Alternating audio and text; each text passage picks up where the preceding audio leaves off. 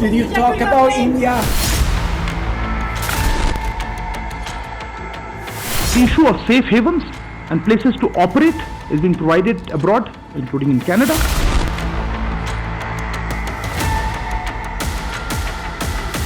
The Khalistan movement leader is trying to provoke Hindu-Canadians to react and divide the Hindu and Sikh communities in Canada.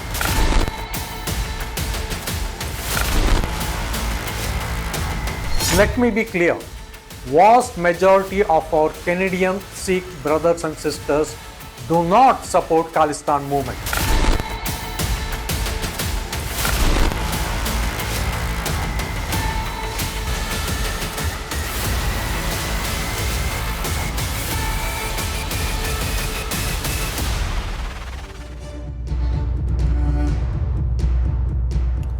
नमस्कार, मेरा नाम गौरव अग्रवाल है। TV9 Bharatvarsh में आपका बहुत स्वागत है। आप देख रहे हैं अड़ी, क्योंकि हमें है देश की पड़ी।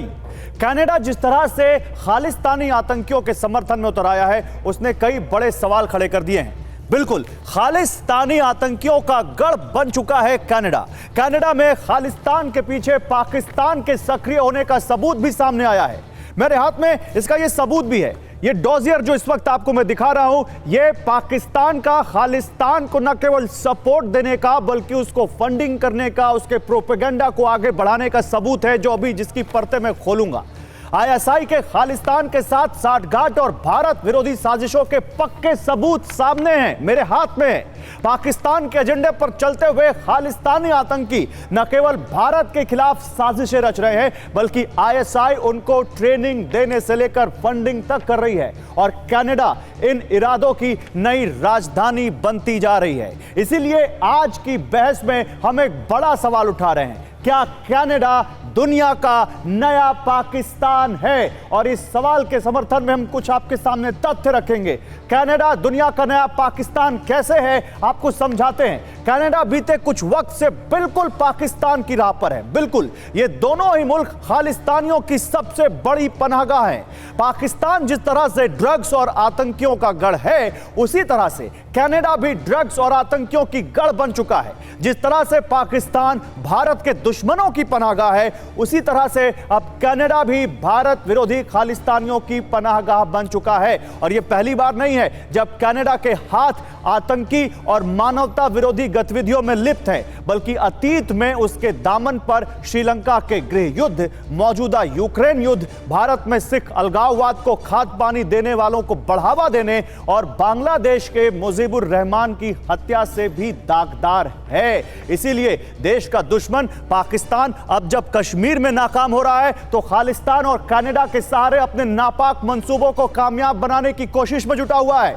पड़ोसी पाकिस्तान का एकमात्र मकसद है कि भारत में आतंक फैलाया जाए, और भारत में आतंकी हरकतों के लिए दो ही राज्य पाकिस्तान के लिए बड़े माध्यम हैं। कैसे? आप देखिए, जम्मू कश्मीर और पंजाब, ये दो राज्य हैं पाकिस्तान जहां पर एकदम अपनी सारी साजिशें रचता रहता है। और जम्मू कश्मीर में सेना की मुस्तैदी से लगातार आतंकवाद की कमर टूट चुकी है। अब पाकिस्तान की नजर में पंजाब एक बड़ा विकल्प है, और पाकिस्तान को पंजाब तक जाने की दो कड़ियां हैं, एक ड्रग्स और दूसरा खालिस्तान। इसलिए पाकिस्तान का आतंकी मिशन पंजाब वाया कनाडा शुरू होता है। अब वो मिशन दिखाते हैं आपको। पाकिस्तान को लगता है कि कनाडा में 8 लाख सिख आबादी रहती है। उन 8 लाख सिख आबादी का 1%, यानी 8 से 9 हजार सिख मात्र खालिस्तानी समर्थक हैं, और पंजाब से लोग कामकाज के लिए कनाडा जाना ज्यादातर पसंद करते हैं। कनाडा में 9 लाख पंजाबी रहते हैं। पंजाब के युवाओं को ड्रग्स की लत में फंसाया जाए, इसके लिए पाकिस्तान की खुफिया एजेंसी ISI पंजाब के ड्रग्स तस्करों और माफिया के साथ मिलकर बॉर्डर पार से ड्रग्स तस्करी करवाती है। ड्रग्स तस्करी के माध्यम से पंजाब में पैठ बनाकर युवाओं का ब्रेन वॉश किया जाता है। साथ ही खालिस्तान को हवा देते हुए उन युवाओं की भावना में खालिस्तान प्रेम की एक चिंगारी जलाई जाती है। जैसे ही कोई युवक इनके झांसे में आता है, तो दुनिया की सबसे बदनाम खुफिया एजेंसी पाकिस्तान की ISI उस युवक को आतंकी बना देती है, और भारत से भर्ती कराकर उसे कनाडा भेज दिया जाता है। और इस तरह से कनाडा के माध्यम से शुरू होता है पाकिस्तानी आतंकाओं का खेल।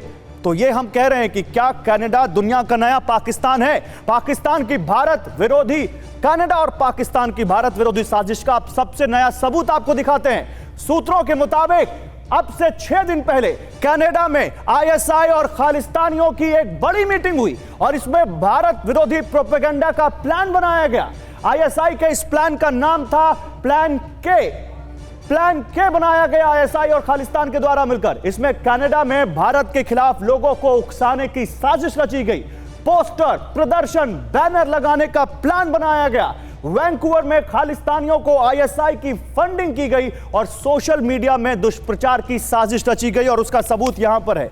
यह सबूत मेरे हाथ में भी है, यह सबूत भी मैं आपको दिखाऊंगा। लेकिन यह सब कुछ हो रहा है। जनरल बख्शी, क्या पाकिस्तान बन गया है, नया पाकिस्तान बन गया है कनाडा? यही मैं आज सवाल पूछ रहा हूं। एक बार फिर से दोहरा देता हूं, क्या कनाडा दुनिया का नया पाकिस्तान बन गया है? आईएसआई के लिंक और जितनी चीजें हमने बताई, क्या कहना है आपका? इसमें दो कौड़ी शक नहीं होना चाहिए किसी को कि कनाडा अपने आप को नया ब्रिजहेड बना रहा है, भारतवर्ष की डिस्टेबलाइजेशन के लिए एक टेररिस्ट बेस बना रहा है। मैं आपको बताना चाहता हूं कि इसमें कनाडा की, पाकिस्तान की आईएसआई की खासी सांठगांठ है। पाकिस्तान में जो आईएसआई है उसमें जो खालिस्तान की सेल है उसका जो सरगना है वो है लेफ्टिनेंट कर्नल चौधरी, ठीक है, सलील चौधरी 25 बलूच रेजिमेंट का था और अब वो खालिस्तान का डेस्क देख रहा है आईएसआई के अंदर। उसने अपने कॉन्टैक्ट्स बना रखे हैं, जो हमारा डायस्पोरा जो कनाडा में है, यूके में है, यूएसए में है, ऑस्ट्रेलिया में है।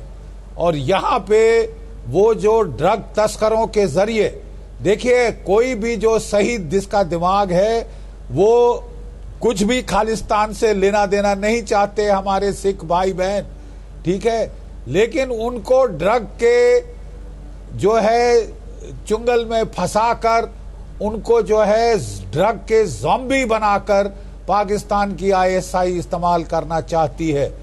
और हैरत की बात यह है कि कनाडा जो अपने आप को एक डेमोक्रेसी दर्शाता है, उसने तकरीबन ट्रेनिंग कैंप खोल रखे हैं। याद रहे वहीं से वैंकूवर से हमारे जो कनिष्क जहाज में एक्सप्लोजिव डाले गए थे, 331 जो नागरिक बेकसूर मारे गए, वो सब वहां पे खालिस्तानी टेररिस्ट इन्वॉल्व थे।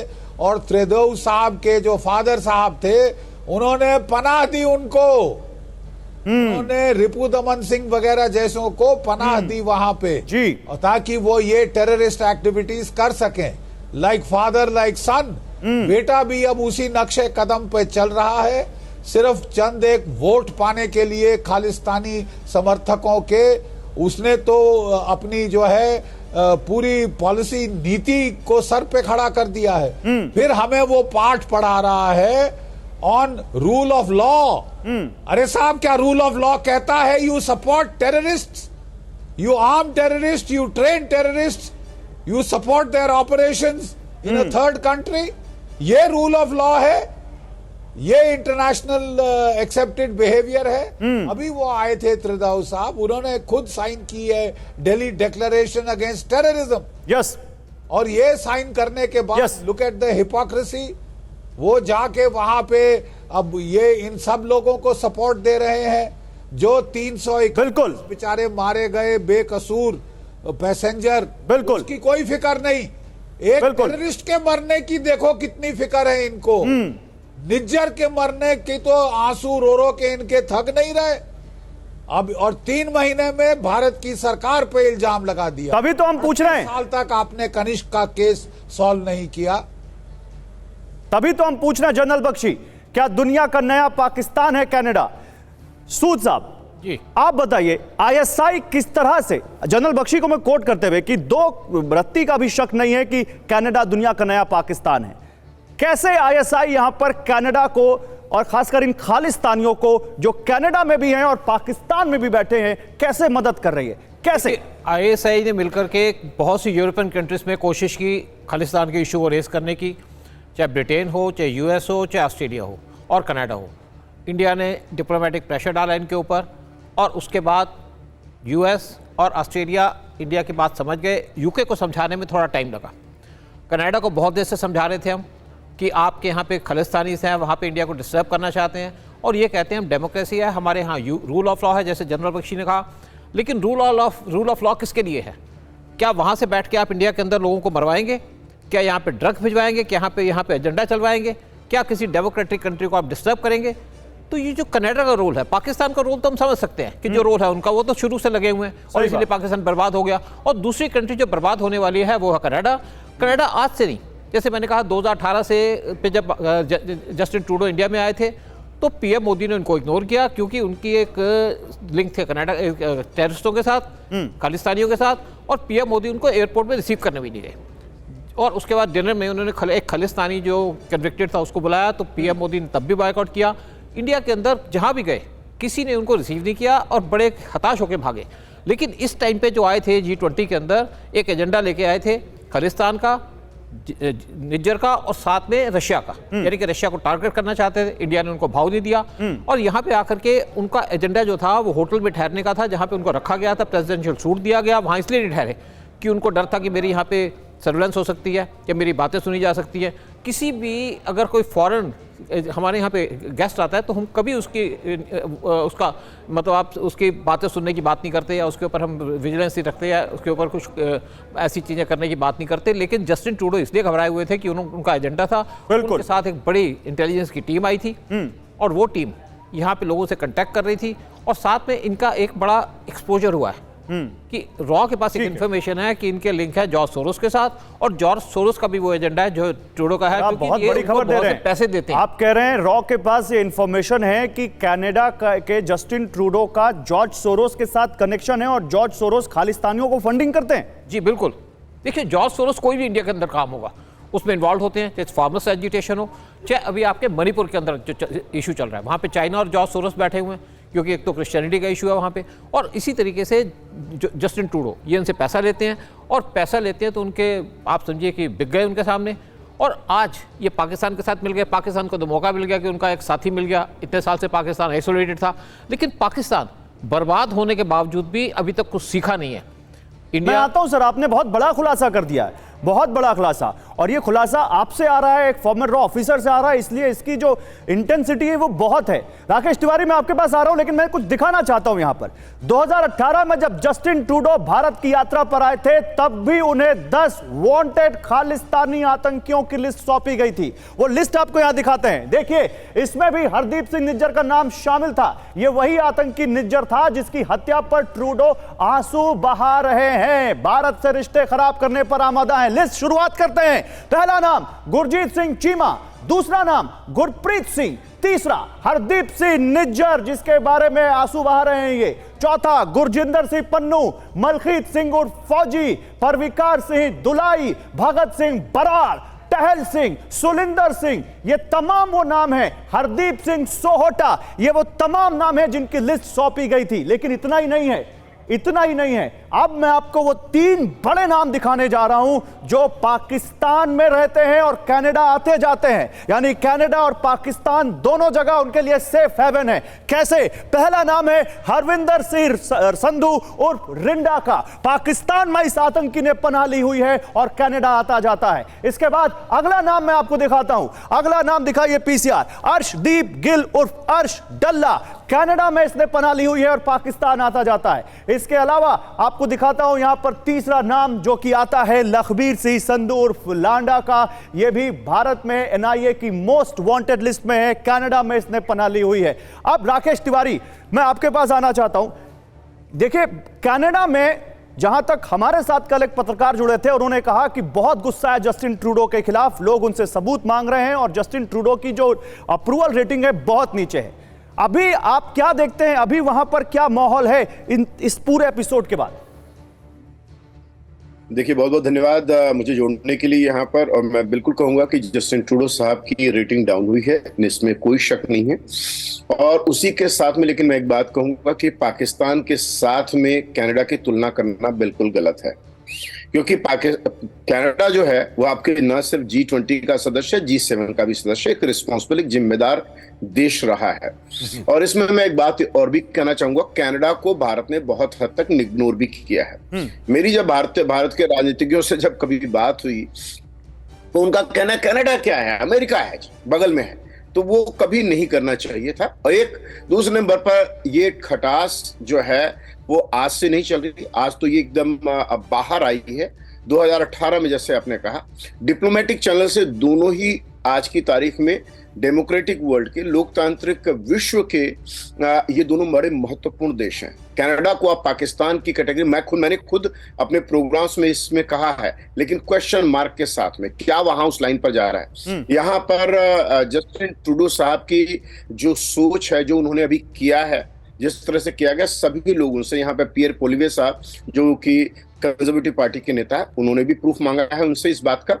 लेकिन उसी के साथ में ये मामला आज का नहीं है, 1984 और उसके पहले से कनाडा एक सेफ हार्बर बनता जा रहा था, और इसके ऊपर बहुत एग्रेसिव अप्रोच लेना चाहिए था भारत सरकार, विभिन्न भारत सरकारों को। और विशेष करके जो कनिष्का हत्याकांड हुआ था उसके बाद से कोई देश इसके ऊपर समझौता नहीं करता। हमारे मित्र टेरी मलस्की साहब जो कि सीबीसी के पूर्व रिपोर्टर रहे हैं, उन्होंने खुल करके बातें की, मेरी उनसे भी बात हुई थी, करीब काफी वर्ष पहले बात हुई थी। तो यहाँ पर जो लोग हैं भारतीय, एक समय तक बहुत डरते रहे, अपना झंडा नहीं लेके चल सकते थे, भारत के राष्ट्रगीत नहीं गा सकते थे, भारत ये सब नहीं कर पाते थे। आज की तारीख में भी हम हिंदी टाइम्स मीडिया से मैं संबंध रखता हूं और उसको शुरू किया हम लोगों ने। मैं उसका प्रचार करने के लिए नहीं बैठा हूं यहाँ पर, लेकिन मैं कहना चाहूंगा कि बहुत सारे भारतीय जो है, जो यहाँ पर आए हैं, जिनके दिल में और दिमाग में भारत के प्रति भी प्यार है, कनाडा के लिए भी प्यार है। आपको एक रिसेंटली बात कहूंगा जिसके ऊपर सबसे ज्यादा इश्यू होना चाहिए, वो ये है कि इसे हिंदू वर्सेस सिख का भी रूप देने की कोशिश, विशेष करके इसमें सारी आपने लिस्ट बता दी। अमेरिका से होने बहुत बड़ी बात बोली है, हिंदू वर्सेस सिख। और मैंने आपको बीच में क्यों रोका, मैं आपसे इस पर बात करूंगा क्योंकि हमारे पास इसको लेकर एक डिटेल्ड रिपोर्ट है। हिंदू वर्सेस सिख को लेकर कनाडा में कैसे वहां पर बीज बोए जा रहे हैं, हिंदू और सिख को बांटने की कोशिश की जा रही है, कैसे खालिस्तान इसको लेकर एक बड़ा मिशन चला रहा है। मैं अब आपको यह दिखाना चाहता हूं। भारत से बढ़ते तनाव के बीच इस वक्त हर किसी के जहन में एक सवाल है कि ट्रूडो किसे चाहते हैं, क्योंकि वहां पर देखिए सिख हिंदू बड़ी आबादी है। कनाडा में रहने वाले 8 लाख हिंदुओं को चाहते हैं या खालिस्तान को समर्थन देने वाले मात्र 8 से 9 हजार लोगों को। कहीं ट्रूडो की खालिस्तान प्रेम इतनी बड़ी हिंदू आबादी को खो ना दे, उनका समर्थन खो ना दे।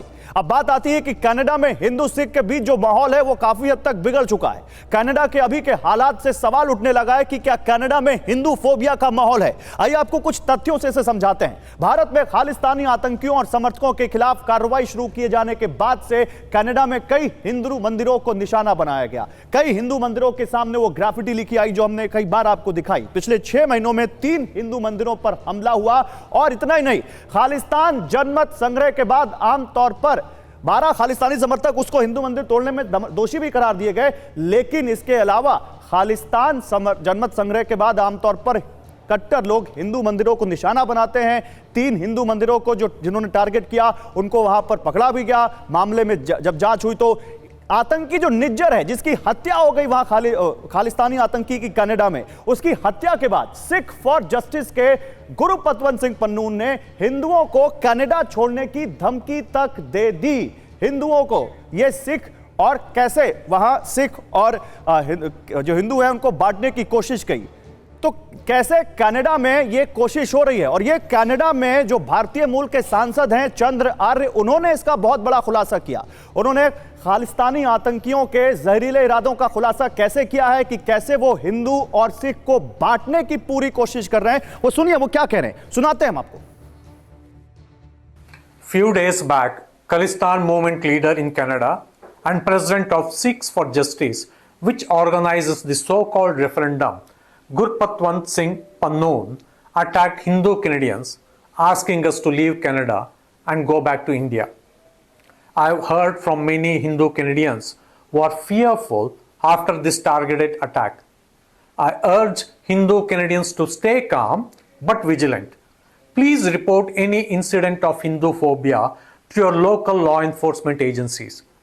The Khalistan movement leader is trying to provoke Hindu-Canadians to react and divide the Hindu and Sikh communities in Canada. Ambassador Vora, तो क्या ये असली मकसद है और क्या ये मॉडस ऑपरेंडी है? क्या है लगता है ये हिंदू सिख को बांटने का जो अभी जिक्र राकेश तिवारी कर रहे थे, आप इसको कैसे देखते हैं? आभारी हूं सर, बहुत अच्छा लगता है जब आपके चैनल पर होता हूं और आपसे बहुत कुछ सीखने को मिलता है, बाकी जो आपके विशेषज्ञ हैं। अब मेरा थोड़ा सा बदला हुआ रूप देख रहे हैं, गुरुवायूर होके आया हूं, भगवान श्री कृष्ण के चरणों में अपने केश मैंने अर्पित किए और उनका आशीर्वाद आप सबके साथ पैनल वाले में जो हैं और करोड़ों लोग जो आपका कार्यक्रम देख रहे हैं। खालिस्तान कैनेडा, हाँ। तो अब जो हम देख रहे हैं वहाँ पर वो बहुत दिलचस्प चीज़ हो रही है सर, इसको अंग्रेज़ी में फॉस्टियन बार्गेन कहते हैं। मुझे लगता है कि जस्टिन ट्रूडो साहब ने अपनी आत्मा शैतान को दे दी है कि भाई मुझे और 5 साल के लिए या 4 साल के लिए प्रधानमंत्री बना दे, उसके बाद आके तो मेरी आत्मा को ले जाना, वो समय ख़त्म हो रहा है, तो इसीलिए अब उसको जो करना है वो कर रहा है। इसमें आपको बताऊं तो और सर मैं वहाँ गया हूँ, यूनाइटेड स्टेट्स में मेरी पोस्टिंग रही है। अभी जिक्र किया था about Sikh terrorist in the United states. 9/11 के बाद वो समझ गए कि आतंक को किसी तरह का प्रोत्साहन नहीं दिया जा सकता, नहीं तो आके हमें डसेगा। ऑस्ट्रेलिया को भी ये बात समझ आ गई, उन्होंने इस्लामिक टेरर को देखा है। इंग्लैंड को हल्के थोड़े धीरे धीरे ये बात समझ आई कि ऐसा नहीं खेलना चाहिए हमको, लेकिन कनाडा अब इतनी बुरी तरह से फंस चुका है क्योंकि ये जो जस्टिन ट्रूडो साहब हैं, ये 2-4 खालिस्तानियों को जब आए थे ऑफिशियल विजिट पे भारत 5 साल पहले तो अपने साथ ले आए थे। मुझे लगता है कि सर ये बच्चा है, बेवकूफ़ है, इमैच्योर है, और अगर मैं अंग्रेजी में कुछ कठोर शब्द का प्रयोग करूं तो ये इडियट है। इसको समझ जाना चाहिए कि इस समय कनाडा का सबसे बड़ा दुश्मन उसका नाम जस्टिन ट्रूडो है। जो वो कर रहा है वो आग सबसे पहले उसको लपेटेगी।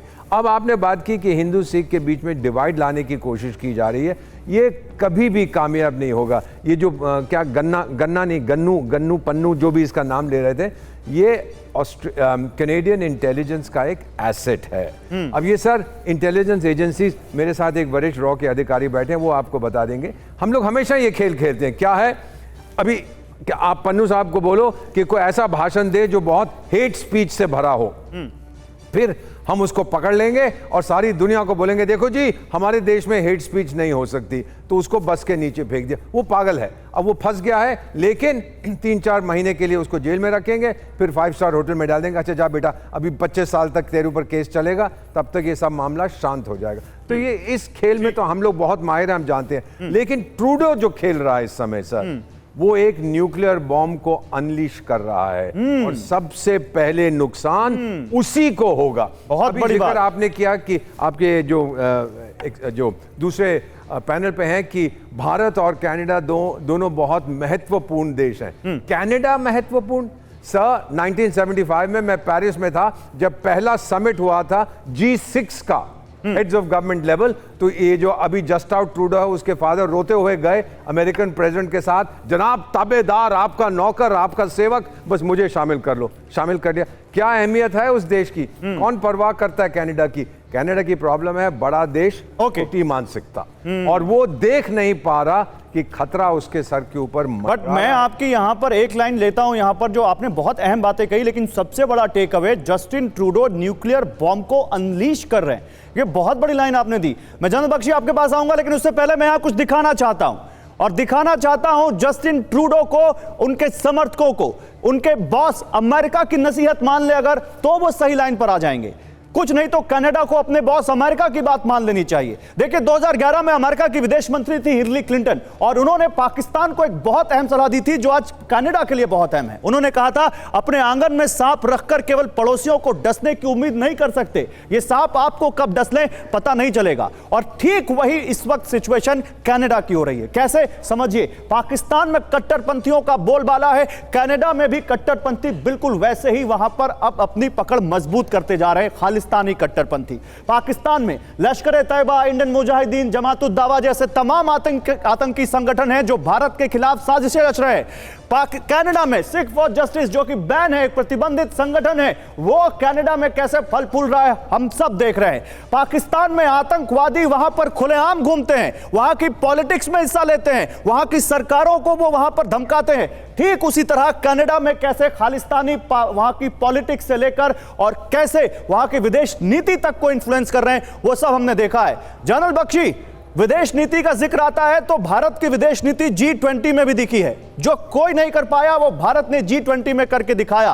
क्या पाकिस्तान, और मैं चीन का भी नाम लूंगा, पाकिस्तान और चीन की बौखलाहट का मोहरा जस्टिन ट्रूडो बनते जा रहे हैं? नहीं, बेशक आप बिल्कुल सही फरमाया आपने कि देखिए अभी वैश्विक पटल पर भारत उभर कर आया है। जो कंसेंसस हम G20 में ला पाए पहले दिन जबकि इतना पोलराइज्ड, शार्पली पोलराइज्ड एटमॉस्फेयर है इंटरनेशनल रिलेशंस में, खासकर रशिया यूक्रेन वॉर को लेके, तब भी हम एक दिल्ली डिक्लेरेशन कॉबल अप कर सके क्योंकि हमने जो है वैश्विक मुद्दों को प्राथमिकता दी। हमारा जो आउटलुक है वो one world, one family, one future का था, तभी हमें ये सक्सेस मिला है। ये इनको हजम नहीं हुआ है साहब, ना पाकिस्तान को ना चीन को। चीन के तो शी जिनपिंग साहब ने साफ आने से मना किया, he wanted to play the spoiler. और अब आपको मैं ये भी बता दूं कि चीन की जो इंटेलिजेंस एजेंसीज हैं वो भी सक्रिय हैं कनाडा में। वो भी वहां पे जो है ये खालिस्तानी नैरेटिव को अपने वो जो परसेप्शन मैनेजमेंट के जो उनके प्रोग्राम्स हैं उनके मुताबिक इन्फ्लुएंस करने की कोशिश कर रही हैं। वो अभी जाके हाल में गए कैनेडियन इंटेलिजेंस के पास, उन्होंने उनको बोला देखिए यहाँ पे एक अफसर है हमारी एम्बेसी का, इंडियन का, जो कि भारतीय मूल के लोगों को, जो कि सिख समुदाय के पास बातचीत करने की कोशिश कर रहा है कि वो इस राह पे ना चले। तो साहब ये इसमें क्या कोई गलत है? ये जाके उन्होंने भड़काया जस्टिन ट्रूडो को कि वो आपके देश में हस्तक्षेप कर रहे हैं। और जस्टिन ट्रूडो क्या हस्तक्षेप नहीं कर रहे, बिल्कुल वो यहाँ लोगों को मरवाना चाहते हैं। वो हिंदू समुदाय और सिख समुदाय के बीच में वैमनस्य फैलाना चाहते हैं। बिल्कुल वो एंटी हमारी सॉवरेनिटी के खिलाफ काम कर रहे हैं जी। और फिर वो हमको गुहार लगा रहे हैं रूल ऑफ लॉ की।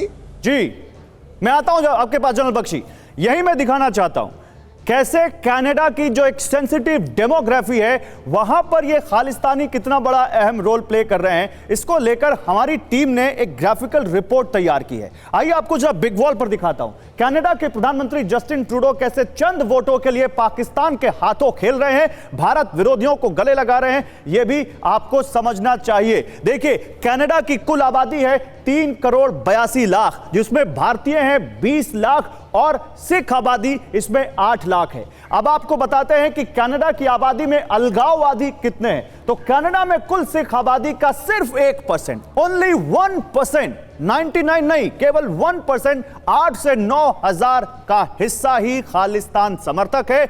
लेकिन यहां इनका 12 से 15 गुरुद्वारों पर कब्जा है। इन खालिस्तान समर्थकों का काम फंड जुटाना और पॉलिटिक्स मोबिलाइजेशन यानी सियासी लामबंदी करना है। कनाडा में यानी इनके ऊपर ये आरोप लगते हैं कनाडा में खालिस्तानियों के सबसे बड़े गढ़ ओंटारियो की ब्रैम्पटन और ब्रिटिश कोलंबिया के वैंकूवर और सरे इलाके हैं, जहां पर खालिस्तानियों की तादाद सबसे ज्यादा पाई जाती है। राकेश त्रिपाठी, मेरा सीधा सवाल आपसे, क्या ये जो सेंसिटिव डेमोग्राफी है और जिस तरह से वहां पर ये आरोप लगते हैं कि खालिस्तानियों का वहां की पॉलिटिक्स में भी अब दखल है, ये 1% खालिस्तानी पूरे कनाडा को बदनाम नहीं कर रहे? देखिए, मैंने जो बात पहले कही थी उसी को ऐड करते हुए एक मैं कहूंगा, मैं कनाडा का नागरिक भी हूँ, भारत से आया हूँ और यहाँ पर बहुत बड़ी तादाद में हम भारतीय कैनेडियन जो है वो दोनों ही देशों को प्यार करते हैं। दोनों एक दुनिया का की आबादी के लिहाज से दुनिया का दूसरा सबसे बड़ा देश है, एक क्षेत्रफल के लिहाज से। तो कनाडा के, और जिस तरह से मैं इस बात का विरोध करता हूं, दीपक जी, सुजी, आपका भी, और जो हमारे, क्योंकि कनाडा का प्रधानमंत्री कनाडा का प्रधानमंत्री है, जैसे भारत के प्रधानमंत्री भारत के प्रधानमंत्री हैं। मैं ये मानूंगा कि भारत की बहुत बड़ी कमजोरी रही 1984, उसके साथ में जो कनिष्का बॉम्बिंग हुई और उसके बाद में लगातार हो रहा था, आपने कुछ नहीं किया, बैठे रहे चुपचाप। यहां पर हर साल में, मुझे पता है, $22 अरब हर साल भारत के स्टूडेंट्स यहाँ पे गए। अब फेवरेट डेस्टिनेशन है, 40% से ज्यादा पूरी दुनिया में जो भारत से विद्यार्थी जाते हैं वो कनाडा में आते हैं। तो सब अच्छा है।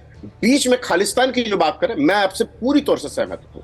इसके पहले ये सिचुएशन नहीं थी जब जिस वक्त में, लेकिन अभी हाल में कुछ वर्षों में बहुत ज्यादा ये बढ़ी है। तो एक तो मैं कहूंगा कि पूरी विनम्रता के साथ अभी सभी लोगों से कि कनाडा के प्रधानमंत्री हो सकता कल नहीं हो, जो उनकी नीतियां उसकी आलोचना की जानी चाहिए, लेकिन उनके लिए अभद्र शब्दों का इस्तेमाल ना हो। वैसे ही जैसे मैं इस बात के खिलाफ भी हूं, क्योंकि आप पाकिस्तान को और कनाडा को एक साथ अभी रख कर न देखें। यहां पर डेमोक्रेसी है, आज से नहीं है, काफी समय से है। और रहा सवाल, मैंने जैसे कहा कि भारत को यह ध्यान रखना पड़ेगा, बहुत बड़ी आबादी नहीं है रशिया की, बहुत बड़ी आबादी नहीं है यूके की। तो मुझे ये बताइए, जस्टिन ट्रूडो के लिए कौन से शब्दों का इस्तेमाल करें भारतीय, वो जस्टिन ट्रूडो जो भारत के खिलाफ आतंकियों को शरण दे रहे हैं? देखिए, वो बिल्कुल गलत कर रहे हैं। और ये मामला, अगर जैसे एक छोटी सी बात मैं कहना चाहूंगा कि अगर किसी व्यक्ति के खिलाफ में कोई झूठे अनर्गल आरोप लगाए जाते तो एक डिफेमेशन सूट किया जाता है कोर्ट में जाकर के। इंटरनेशनल कोर्ट ऑफ जस्टिस है वहां, अभी तक में कनाडा ने जो प्रूफ नहीं दिए, क्योंकि यहाँ पे हम लोग उस दिन से पूरे हिल गए हम लोग। हमने कहा ऐसा कैसे हो सकता है। और उसी बीच में भारत ने जो अचीवमेंट किया है पूरी दुनिया के अंदर, मैं मानता हूं, बहुत गर्व है मुझे कि अभी जो भारत की संसद ने जो महिलाओं के लिए 1/3 जो है जो रिजर्वेशन रखा, पूरी दुनिया के लिए बड़ी बात है। भारत डेमोक्रेसी लोकतंत्र में आगे बढ़ रहा है। लेकिन कनाडा के अंदर ये चीजें अगर हो रही है, जैसे आपने कहा, 2 सवाल आपने कहा, जस्टिन ट्रूडो को साहब के लिए मजाक में हम भी उन्हें भारत का कनाडा का पप्पू कह देते हैं, क्योंकि उन्होंने बहुत सारे निर्णय बहुत अच्छे नहीं किए हैं। लेकिन वो राजनेता के तौर पर, जी मैं ये कहूंगा दूसरे नंबर पर कि भारत को यहां पर ये आप किसी फुंसी को आपने फोड़ा होने दिया, फोड़ने के बाद में अपने उसे नासूर होने दिया और आपने केयर नहीं किया, तो आज आपको तकलीफ हो रही है। ठीक है, मैं यही सवाल लेके जाता हूं, फिर मैं सूद साहब, अब भारत का यहां पर क्या स्टैंड हो सकता है? देखिए, भारत का स्टैंड हमेशा क्लियर रहा है और अब भारत ने और ज़्यादा ऑफेंसिव स्टैंड ले लिया है। भारत ने एक तो जब से उन्होंने एक्सपोज किया है कि हाँ वहाँ पे रॉ का यूनिट था उसको बंद कर दिया। भारत ने पूरे के पूरे मिशन के अंदर कहा है कि जितने भी आपके इंटेलिजेंस के लोग हैं इनको बाहर निकालो, और उसके साथ साथ भारत ने और एक्शन लेना शुरू किया हुआ है। भारत ने से इन्होंने कहा कि आप हमको पूरी डिटेल दो, अगर आपके पास इंफॉर्मेशन है निज्जर के मरने के ऊपर या उसकी डेथ के ऊपर। आपने वहाँ से रॉ का यूनिट तो बंद कर दिया, फिर आप इंडिया से इंफॉर्मेशन मांग रहे हैं। निज्जर का मर्डर हुआ कनाडा के अंदर, उनको मारा कनेडियन ने, तो भारत के इसमें क्या रोल हो सकता है? रोल तो आपका है। 22 दिसंबर 2020 को करीमा बलोच, एक पाकिस्तानी एक्टिविस्ट, वो 2 दिन से गायब थी और तीसरे उसकी लाश मिली एक लेक के पास। इन्होंने 3 दिन के अंदर इंक्वायरी पूरी कर दी कि नहीं यहाँ पे कोई फाउल प्ले नहीं है। तो उससे क्लियर हो गया कि इनके लिंक है पाकिस्तान के आईएसआई से, क्योंकि बहुत से पाकिस्तान के आईएसआई के लोग वो सेटल्ड है आपके कनाडा के अंदर, और इनको स्पेशली वहाँ पे स्पेशल प्रिविलेज दी जाती है कैनेडियंस के कनाडा के अंदर। और ये जो लोगों का मर्डर हो रहा है, अब सुखी का मर्डर हो गया, वहाँ तो रॉ के आदमी नहीं है, तो किसने मारा उसको? या तो पाकिस्तान की आईएसआई मार रही है क्योंकि वो इनसे बहुत ज़्यादा परेशान हो चुकी है, उनको बर्दाश्त नहीं कर पा रही, या उसके थ्रू इंडिया को ब्लैकमेल करना चाहती है, इंडिया को डाउनग्रेड करना चाहती है।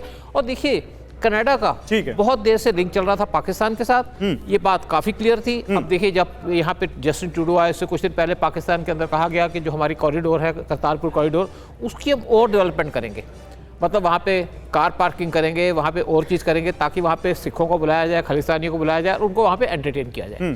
तो ये जो पाकिस्तान और कनाडा का एक्सेस है, ये कोई होली एक्सेस नहीं, लेकिन इसमें जिस एक्सेस की आप बात कर रहे हैं, इसमें एक एंगल एम्बेसडर वोरा उन भारतीय छात्रों का, उन भारतीयों का है जो वहां रह रहे हैं। एक बड़ी आबादी है वहां पर भारतीयों की, तो क्या कनाडा की तरफ से उनका भी इस्तेमाल किया जा सकता है भारत पर दबाव बनाने के लिए? मैं कुछ कहना चाहूंगा। एम्बेसडर वोरा, आपसे सवाल है। आपका सवाल यह है कि जो हमारे स्टूडेंट्स वहां पढ़ते हैं, कितने लाख हैं, क्या उनको भी एक्सप्लॉइट किया जाएगा? सर, हम लोग इतने कमज़ोर नहीं हैं, हमारे विद्यार्थी इतने बेवकूफ़ नहीं हैं कि इनकी बातों में आ जाएंगे। हम लोग विश्वास करते हैं ना, आपको मालूम है G20 में हम क्या बात करते थे, 1 वर्ल्ड 1 फैमिली 1 फ्यूचर। ट्रूडो साहब विश्वास करते हैं different world different family different future. आपने ये देखा होगा कि G20 में किस तरह से बाकी नेता जो आए थे मेरी पत्नी ने मुझसे पूछा, मुझे लगता है ट्रूडो तो कॉन्स्टिपेटेड है, हाँ। इसका बूथा सूजा हुआ है और ऐसे चल रहा है जैसे पता नहीं क्या हो गया इसको। ठीक है सर, समय कुछ खत्म नहीं हो था, चुका है। डरा हुआ था, अकेला रहेगा। ओके। सर एक चीज और, जल्दी। Give me 30 seconds. ये आपको मालूम है कि आरोप उसके पार्लियामेंट में किसने लगाया था? कनाडा इस के वक्त पार्लियामेंट प्रधानमंत्री ने। नरेंद्र और मोदी इस जवाब वक्त किसने दिया? नरेंद्र मोदी ने जवाब नहीं दिया, भारत एक मंडपम जॉइंट सेक्रेटरी ने में वहां जवाब जाना दिया। पड़ेगा। मैं सॉरी, आपको बीच में रोक रहा हूं। प्रधानमंत्री नरेंद्र मोदी इस वक्त भारत मंडपम पहुंच चुके हैं। आपको सीधे वही लिए चलते हैं, हमारे दर्शकों को आपको तस्वीरें दिखाते हैं। G20 के में व्यवस्था में शामिल तमाम लोगों को वहां पर धन्यवाद भी दे रहे हैं। सीधे वही लिए चलते हैं। अगर आप में से कोई शुरुआत करें, सबसे पहले कौन है? जी, जय हिंद सर, मेरा जय नाम हिंद। पिंकी रानी है और मैं हरियाणा से एक छोटे से गांव गोची से बिलोंग करती हूं। सर मैं फिलहाल दिल्ली पुलिस में तो प्रधानमंत्री नरेंद्र मोदी इस वक्त दिल्ली के भारत मंडपम पहुंचे हुए हैं, जहां पर भारत ने ऐतिहासिक G20 समिट की है और वहां वो उन लोगों को धन्यवाद दे रहे हैं जिन्होंने इस G20 समिट को कामयाब बनाने में अपनी महत्वपूर्ण भूमिका अदा की। वहां वो उन लोगों से बातचीत भी कर रहे हैं, संवाद भी कर रहे हैं जो इस पूरी व्यवस्था में दिन रात लगे रहे ताकि भारत इस G20 जैसी अहम समिट को कामयाब बना पाए। और वो तस्वीरें भी इस वक्त आपके सामने हैं, आप वो तस्वीरें देख सकते हैं। G20 मंडपम में पहुंचे प्रधानमंत्री, वहां जो लोग श्रमिक लगे हुए थे, जो वहां पे कर्मचारी लगे हुए थे, जो उन सब से मिले वो, और उन सब से मिलकर उन्होंने उनका धन्यवाद भी दिया।